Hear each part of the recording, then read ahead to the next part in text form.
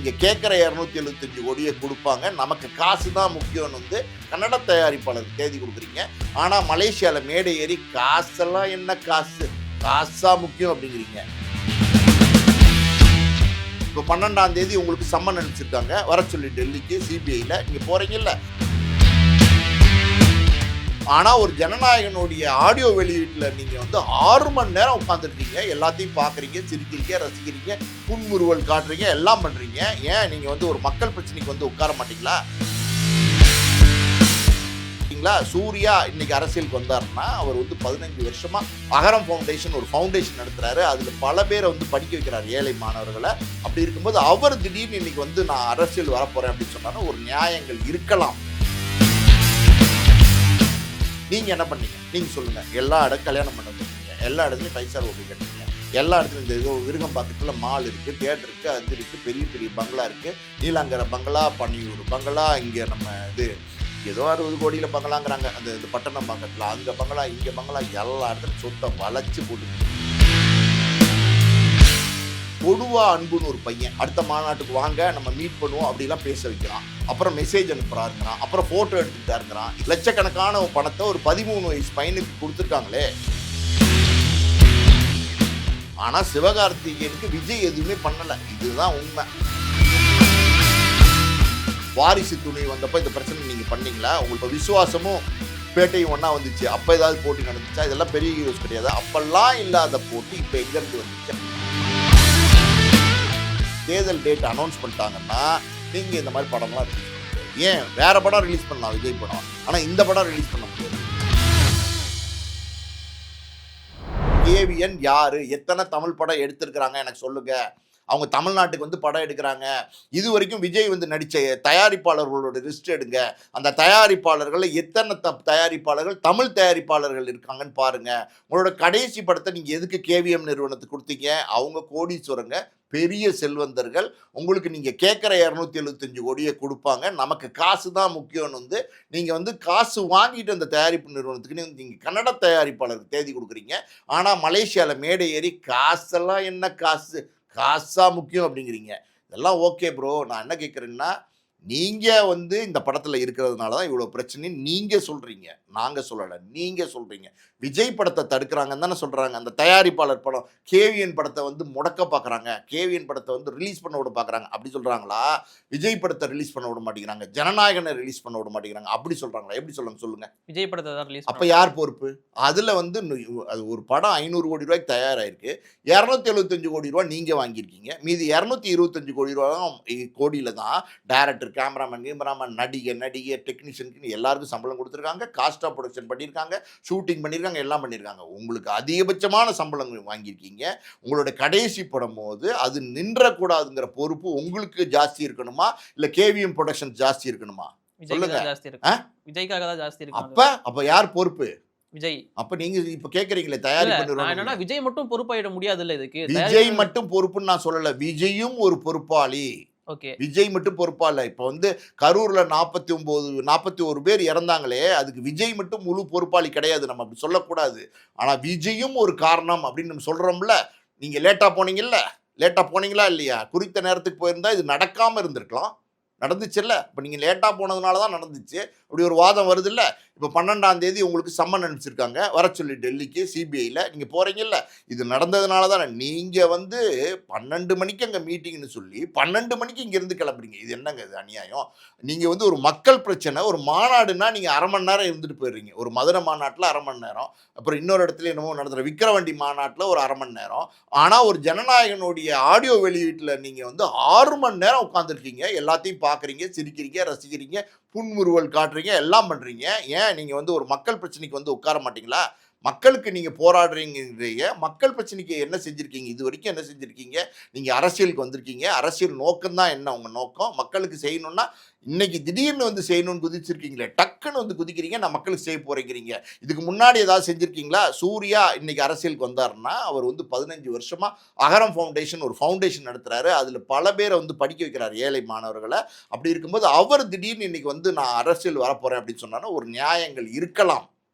ஆமா சூர்யா 15 வருஷமா பண்றாரு, ஒரு அரசியல் எண்ணங்கள் இருக்குமோ, நல்ல எண்ணங்கள் இருக்குமோ, அரசு பொது சேவை செய்யணும்னு நினைக்கிறாரோ அப்படின்னு நம்ம நினைக்கலாம். நீங்க என்ன பண்ணீங்க? நீங்க சொல்லுங்க. எல்லா இடம் கல்யாண மண்டபம் கட்டினீங்க, எல்லா இடத்துலயும் 5 ஸ்டார் ஹோட்டல் கட்டினீங்க, எல்லா இடத்துலயும் இந்த ஏதோ விருகம்பாக்கத்துல மால் இருக்கு, தியேட்டர் இருக்கு, அது இருக்கு, பெரிய பெரிய பங்களா இருக்கு, நீலாங்கரை பங்களா, பனியூர் பங்களா, இங்க நம்ம இது ஏதோ 60 கோடியில பங்களாங்கிறாங்க அந்த இந்த பட்டணம் பக்கத்துல, அங்க பங்களா, இங்க பங்களா, எல்லா இடத்துலயும் சொத்தை வளைச்சு போட்டிருக்கீங்க. வேற என்ன பண்ணீங்க? நீங்க இல்ல தமிழ்நாட்டு மக்களுக்கு என்ன பண்ணீங்க? இதெல்லாம் ஓகே. பட் சினிமால நம்ம அரசியல ஆட் பண்ணக்கூடாது இல்ல. ஸோ ஏங்க அடுத்தது நீங்க சினிமாவை நம்ம அரசியல் ஆட் பண்ணக்கூடாதுங்கிறீங்க? சினிமாவை அவங்க தானங்க அரசியல் ஆட் பண்றாங்க. சரிங்க, சென்சார் சர்டிஃபிகேட் கிடைக்கலங்க. நான் கேட்குறேன், ஒரு ஸ்டேட்மெண்ட் கொடுங்க விஜய். விஜய் நீங்க கொடுங்க. என்ன கொடுங்கன்னா, ஆமாங்க இது வந்து நம்ம தப்பு தான். அது வந்து சென்சார் கிடைக்கல சொல்றாங்க. பார்த்துக்கலாம். ஒண்ணும் கவலைப்படாதீங்கன்னு ஒரு ஸ்டேட்மெண்ட் கொடுங்க. ஏன் நீங்க வந்து நீங்க அரசியலாக்குறீங்களே. நீங்க உங்களுடைய விர்ச்சுவல் வாரியர்ஸு, உங்களுடைய ரசிகர்கள், தொண்டர்கள் எல்லாம் பார்த்தீங்கன்னா, எங்க படத்த வரவுடல, எங்க தலைவன் படத்த அடிச்சுட்டாங்க. இந்த வர்றோம், நான் இந்த வர்றோம், சென்சார் போர்ட நாங்க என்ன பண்ண போறோம்? இதெல்லாம் பேச்சா? சென்சார் பண்ண போர்ட வந்து ஒரு சென்ட்ரல் கவர்மெண்ட்டோடைய நிறுவனம். அத நீங்க என்ன பண்ணுவீங்க? என்ன பண்ணுவீங்க? இதெல்லாம் பேச்சா? நான் கேட்கிறேன். ஒரு பையன், அவன் பேர் என்ன? இந்த என்ன கொடுவா அன்புன்னு ஒரு பையன், 13 வயசு பையன். அவன் வந்து என்ன சொல்றான்னா, ஃபேமிலிஸ் வாங்க ஃபேமிலிஸ், நான் வந்து மலேசியா போகிற ஃபேமிலிஸ், இந்த பாஸ்போர்ட் ஃபேமிலிஸ் அப்படின்னு சொல்லி ஒரு ஏ சைஸ் பேப்பர் இருக்குல்ல, அந்த ஏ சைஸ் அதை வந்து 4ஆம் அடிச்சு விசா ஃபேமிலி, பை ஃபேமிலின்னு சொல்கிறான். விஜயோட பேசுன மாதிரி சொல்கிறான். அதாவது ஏஐல கிரியேட் பண்ணி விஜயோட பேசுகிற மாதிரியே பேசுகிறான். அது ஏஐல கிரியேட் பண்ண விஜய் வாய்ஸ் மாதிரி கொடுத்துரும். ஆனால் இவன் என்ன பண்ணுறான்னா, யாரோ ஒருத்தன் மிமிக்ரி ஆர்டிஸ்ட் அந்த பக்கம் உட்கார வச்சு, போன மாநாட்டுக்கு வந்தீங்க தம்பி, நான் பார்த்தேன், ஒன்றும் கவலைப்படாதீங்க, நம்ம தொண்டுருந்தீங்க, அடுத்த மாநாட்டுக்கு வாங்க, நம்ம மீட் பண்ணுவோம் அப்படிலாம் பேச வைக்கிறான். அப்புறம் மெசேஜ் அனுப்புகிறாருங்கிறான், அப்புறம் ஃபோட்டோ எடுத்துக்கிட்டாருங்கிறான். இதை நம்புகிறாங்களே, இதை நம்புறாங்களா இல்லையா? இந்த டிவிகேக்காரவங்க, இந்த விர்ச்சுவல் வாரியர்ஸ் இதை நம்பி லட்சக்கணக்கான பணத்தை ஒரு 13 வயசு பையனுக்கு கொடுத்துருக்காங்களா இல்லையா? மோசடி பண்ணி அவங்க அம்மாவுக்கு கார் வாங்கி கொடுத்துருக்கானா இல்லையா? ஸோ யார் இந்த கொடுவை அன்பு? இவனே இன்னைக்கு பாப்புலர் ஆயிட்டான். அப்படின்னா நீங்க அந்த அளவுக்கு ஒரு 13 வயசு பையன் அவன் சொல்றதெல்லாம் உண்மைன்னு நம்புற அளவுக்கு நீங்க இருக்கீங்கன்னா நம்ம என்ன சொல்றது? இப்ப அப்படி இருக்கும்போது இது வந்து சென்சார் போர்டு தடை பண்ணிடுச்சா அப்படின்னா, சென்சார் போர்டு தடை பண்ணிடுச்சுன்னு விட வேண்டியதானே. இது எதுக்கு நீங்க அரசியலாக்குறீங்க? ஜனநாயகனை வந்து போட்டிக்கு வந்தாங்க, அது அதாவது ஜனநாயகன் வந்துருச்சு, போட்டிக்கு வந்துருச்சு, பராசக்தி கூட வந்துருச்சு, பராசக்தின்னு போட்டு அந்த படத்தை போட்டு டேமேஜ் பண்ணீங்க. சிவகார்த்திகேயன் என்ன தப்பு பண்ணாரு?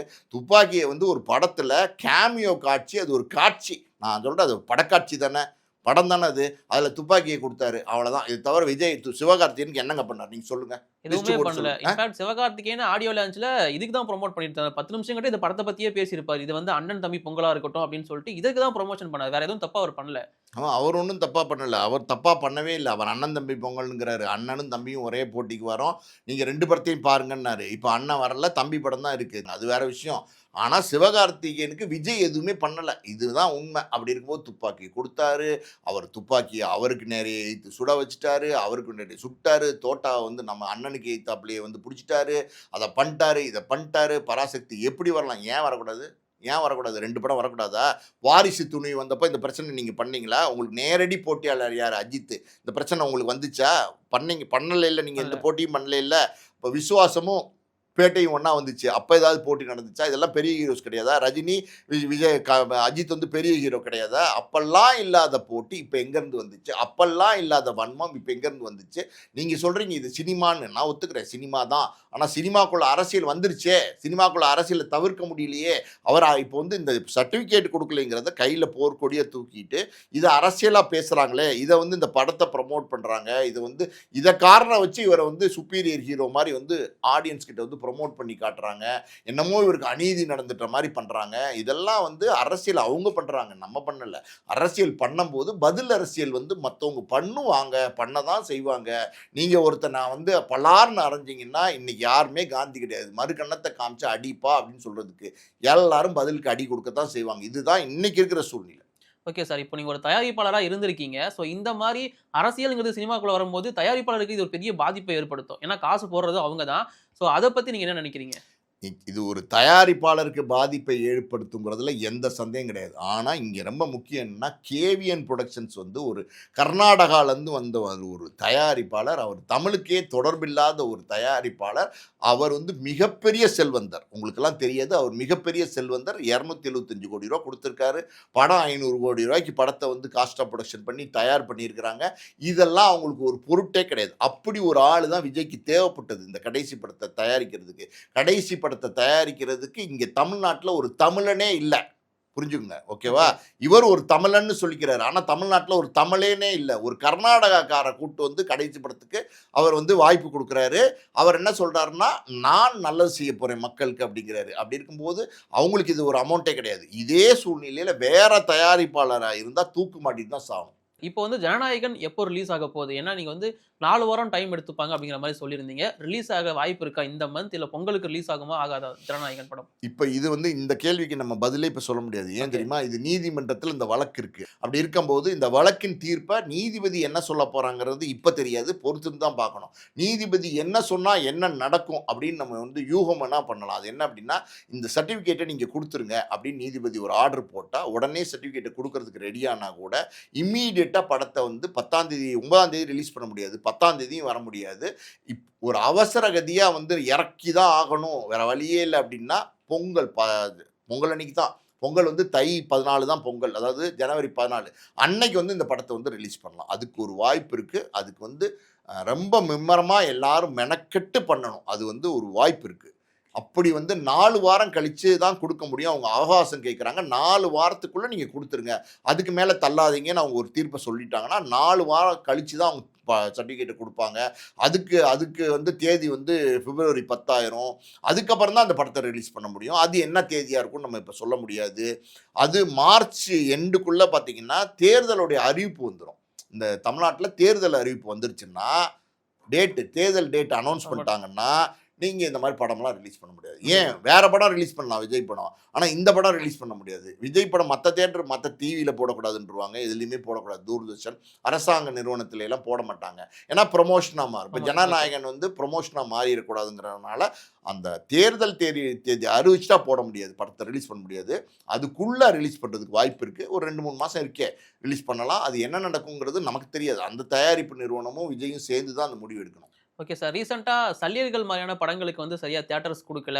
அண்ட் இப்போ பராசக்தி, ஜனநாயகனுக்கு சென்சார் இஷ்யூன்னு சொல்லிட்டு தமிழ் சினிமா அப்படிங்கிறதுல சில பிரச்சனைகள் போயிட்டு இருக்கு. ஒரு தயாரிப்பாளரா இந்த பிரச்சனைகள்லாம் நீங்க எப்படி பார்க்குறீங்க? இல்ல இது வந்து எப்படின்னா, சல்லியர்கள் பிரச்சனைங்கிறது வேற. அதுல ஓகே. வந்து பிவிஆர்ல ஒரு தமிழ் படம் அதுக்கு வந்து ஸ்கிரீன்ஸே குடுக்கப்படல அப்படின்ற அந்த தயாரிப்பாளர் வந்து போர்க்கொடி தூக்கியிருக்காரு. நியாயமான ஒரு விஷயமா தான் இருக்கு.